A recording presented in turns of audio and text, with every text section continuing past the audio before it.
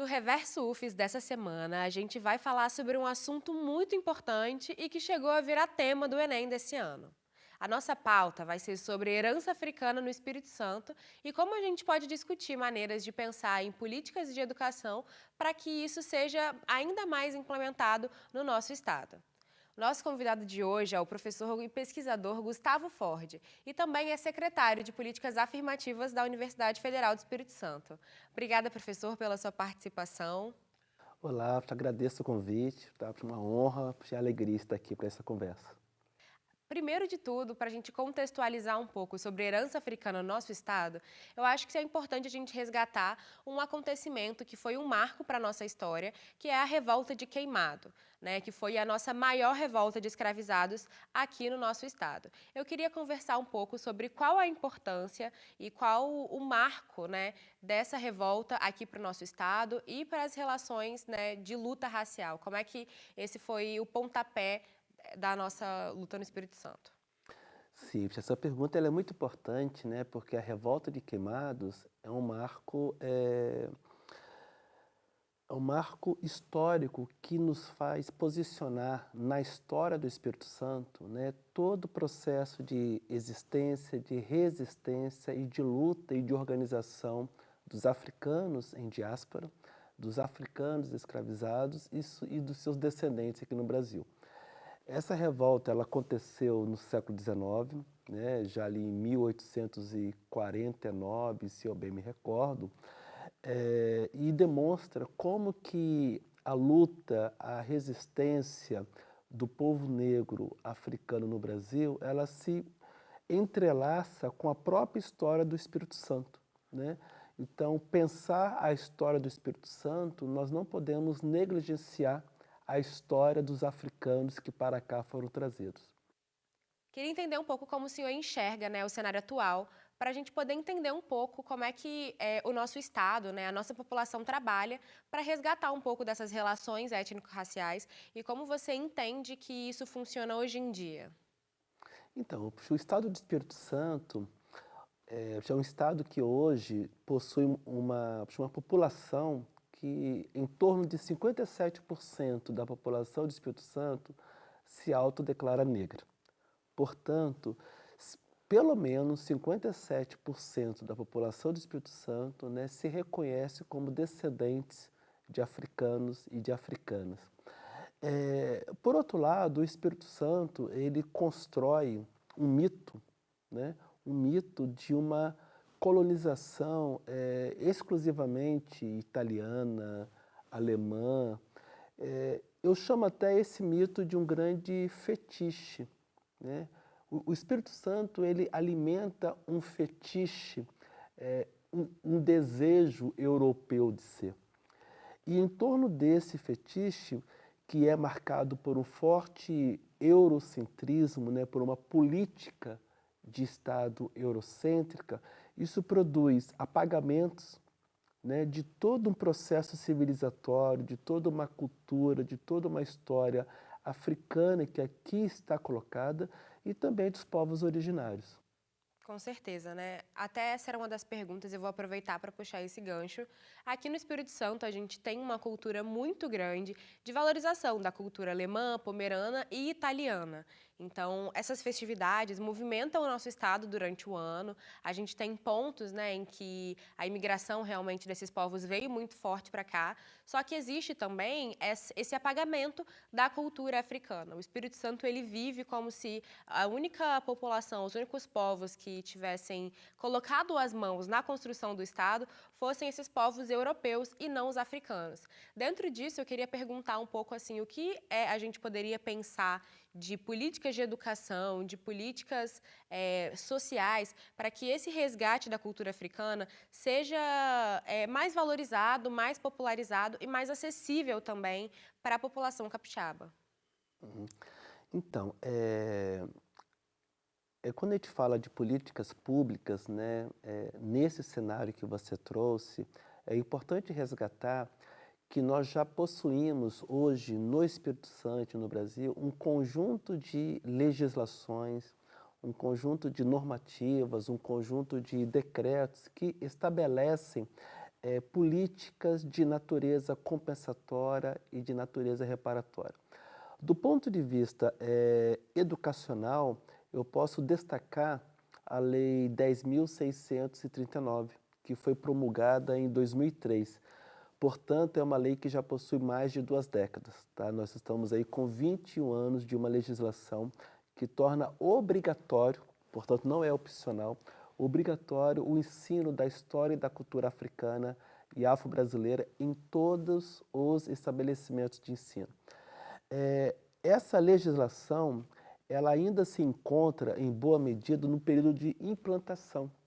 É necessário avançar com as políticas para a fase da implementação. E aí nós estamos falando, né, de se atualizar os currículos escolares, estamos falando de produção de novos materiais didáticos, estamos falando também de política de formação de professores, para que essa legislação possa ser implementada nas várias áreas de conhecimento.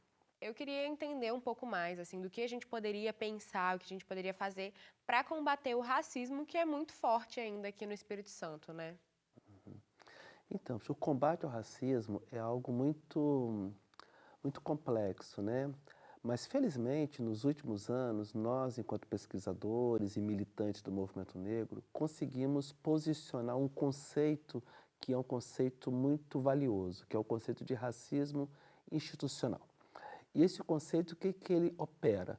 Ele desloca a compreensão do racismo tão somente como manifestações nas relações interpessoais e reposiciona, né, o conceito de racismo para nós entendermos o modo como as instituições são operadas.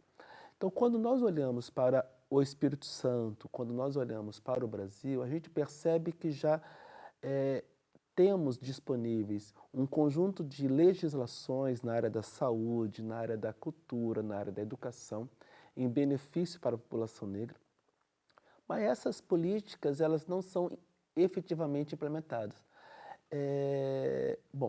E não são implementadas muitas vezes pela forma como o racismo opera dentro das instituições.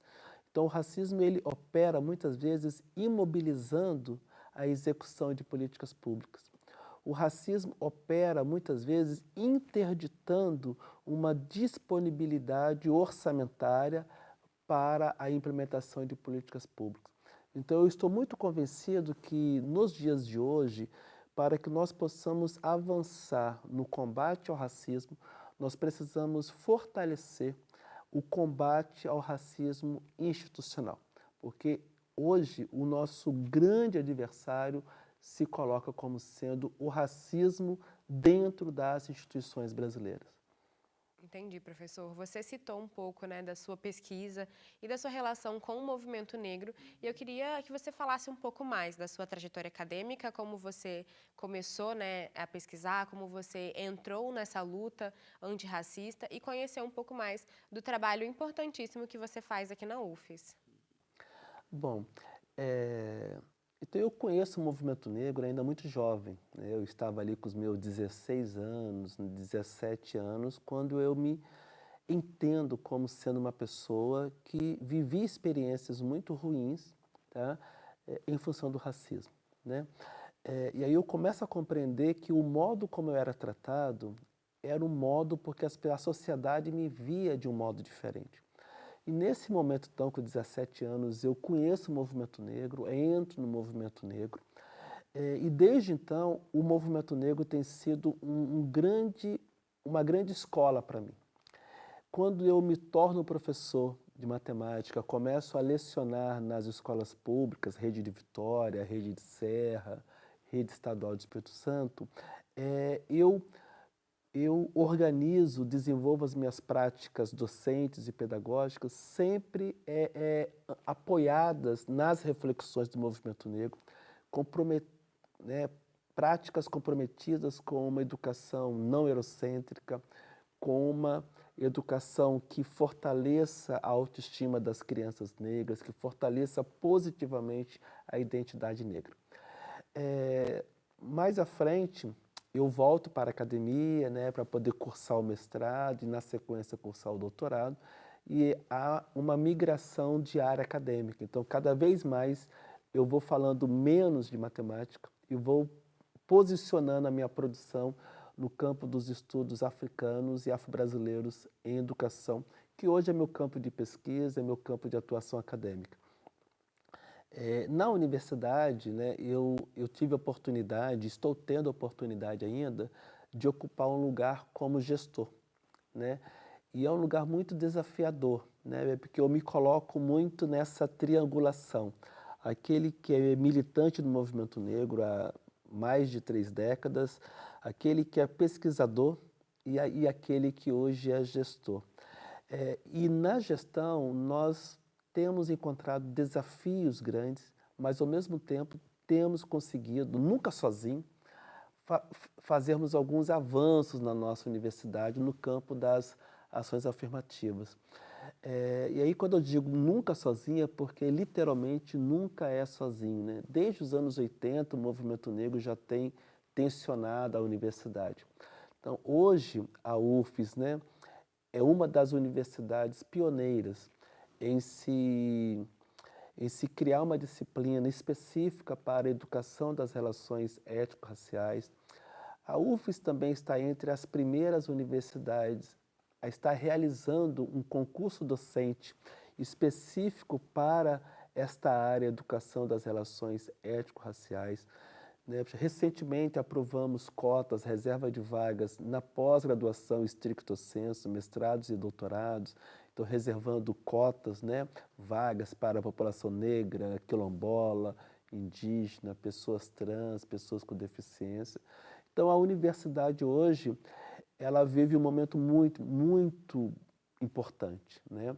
Quem conheceu a UFES nos anos 80, nos anos 90 e conhece hoje, nós estamos construindo uma outra universidade que não é mais aquela do passado. Muito legal, professor. Eu queria muito agradecer a sua participação. O nosso programa está chegando ao fim e a gente queria também deixar, né, esse recado importante da luta antirracista e do combate ao preconceito racial aqui no nosso estado. E, assim, sem palavras para a sua participação aqui conosco. Gostaria de agradecer também a você que acompanhou o nosso programa até o final. E tchau, tchau!